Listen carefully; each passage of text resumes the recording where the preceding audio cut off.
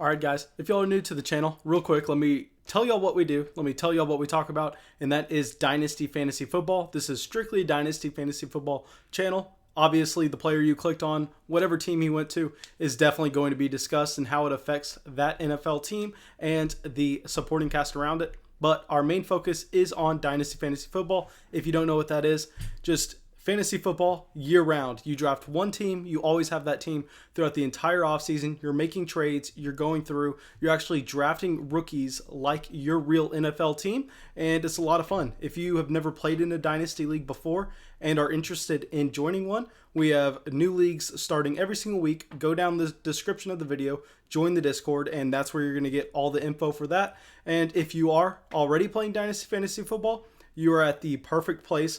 Make sure you go down there and subscribe. This is going to be the channel for you, but let's get into the video.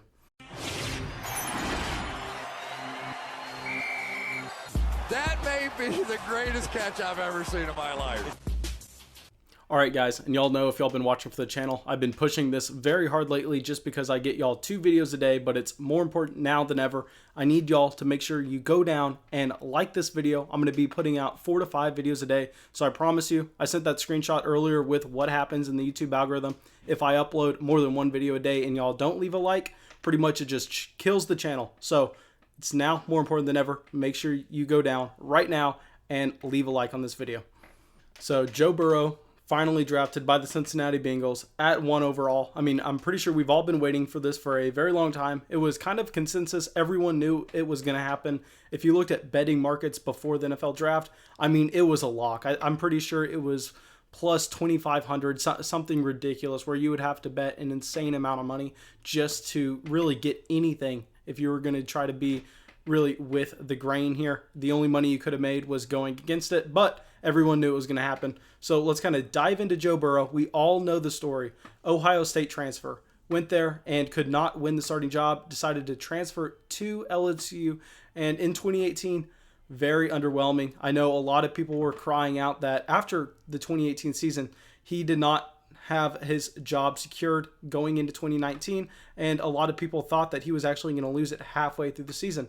And this is due to his 2018 season just putting up 2,800 yards, 16 touchdowns, 5 interceptions, and only 7.6 yards per attempt and 7.9 air yards per attempt. If you don't know what air yards per attempt is, air yards are how far the quarterback targets the wide receiver down the field. So if he throws a 3-yard slant, but the wide receiver takes it 30 yards, the quarterback's only credited with 3 yards for that attempt. So it's a really good metric to look at how aggressive the quarterback is being, targeting his players down the field and not willing to just check it down and let his supporting cast guide him with yards after the catch. So we saw he was very conservative, and even through being conservative, he was not that impressive, as he had basically a 3-to-1 TD to interception ratio, and at this low of yards per attempt, I mean, that's not that anything to be happy about. But he goes into 2019 and sets the world on fire. I mean, I go to Texas. I was there at the LSU-Texas game where he kind of blew up. The entire story that entire week was, oh, who's the true defensive back university? Who's the real DBU, LSU, or Texas?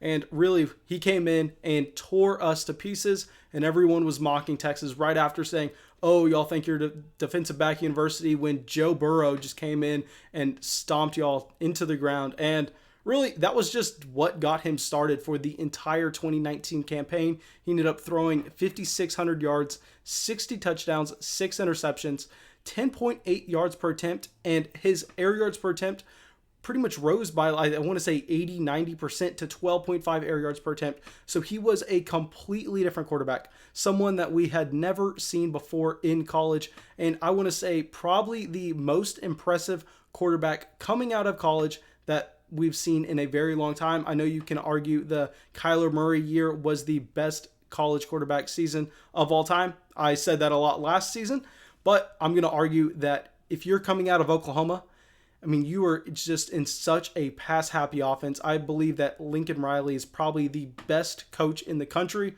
and it's completely different there in LSU, even though Joe Brady did have an amazing scheme for his team to be successful. It's a lot more impressive that Joe Burrow was able to go out there and do this. And let's talk about what this means for the rest of the players on the Cincinnati Bengals offense, like Joe Mixon, Tyler Boyd, and AJ Green. I think right now the Bengals are actually set up with the perfect pieces for Joe Burrow to succeed. They're getting their left tackle back, who I believe tore his ACL at the beginning of the preseason last year, or maybe training camp. I don't know. But they spent their first round pick on him last offseason, so this is going to be an improved offensive line. Maybe they even decide to double down and go that direction again in round 2. But as of now, I believe that this offense is going to go from one of the bottom offenses in the league to being a fantasy goldmine. Because we saw what Clyde Edwards-Helaire was able to do in terms of targets. And Joe Mixon is a running back who, coming out of college, everyone profiled him as, hey, he's a 3-down running back. He has the size, but at the same time, maybe his best skill is catching the football. And we have yet to see that in the NFL. And mainly this is due to quarterbacks not looking to check the ball down, and also the presence of Giovanni Bernard. But I believe with Joe Burrow coming in, being used to having that pass catching back in Clyde Edwards-Helaire, he's going to look to target Joe Mixon more. And this is why in the Dynasty community, a lot of people have been high on Mixon the entire offseason, because we've known that Joe Burrow is coming in, but it's for great reason. Next, let's talk about the player who I believe this actually helps a lot. And the guy that we have on the channel all the time, probably the best Dynasty player that I've ever played with, Scott Connor, loves this man, and this is Tyler Boyd. I want to say on Scott's podcast, he's referenced that Tyler Boyd was 7th in the NFL in targets last season, and I believe that this is just going to maintain, and his efficiency will actually increase in 2020 under Joe Burrow, because I see Tyler Boyd as acting as Justin Jefferson. Justin Jefferson, Tyler Boyd, very similar players, both play in the slot, and I think that they are a fair comparison to make, and Joe Burrow is going to lock in to Tyler Boyd like he did with Justin Jefferson. I don't have the number exactly off the top of my head, but I want to say Justin Jefferson had about 110 catches last offseason. If we're seeing any type of volume like that for Tyler Boyd, he is a smash in Dynasty and in redraft leagues in 2020. Lastly, let's talk about the alpha, the guy on the outside, AJ Green. We have not seen him in a very long time due to the injuries, but I think he also profiles to a very similar other wide receiver in this LSU offense, Jamar Chase. And obviously we saw what Jamar Chase was able to do in the SEC last season, and I believe that Jamar Chase isn't a better talent than AJ Green, but compared to Jamar Chase, compared to SEC defensive backs, and AJ Green compared to NFL defensive backs, obviously Chase is going to have the advantage in those two situations.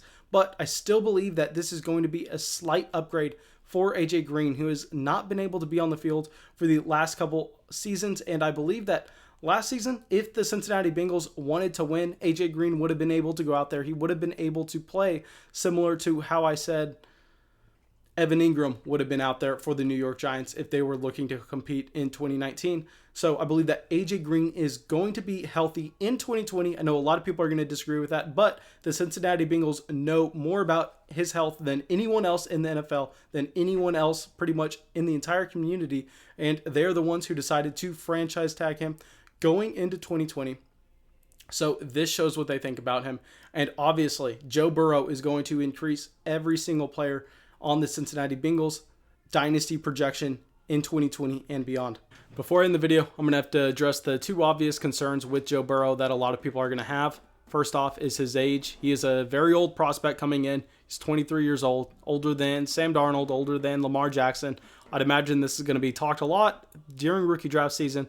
People are going to point to this saying, hey, this is why you should take Tua Tagovailoa over Joe Burrow. Hey, this is why you shouldn't invest significant draft capital into him.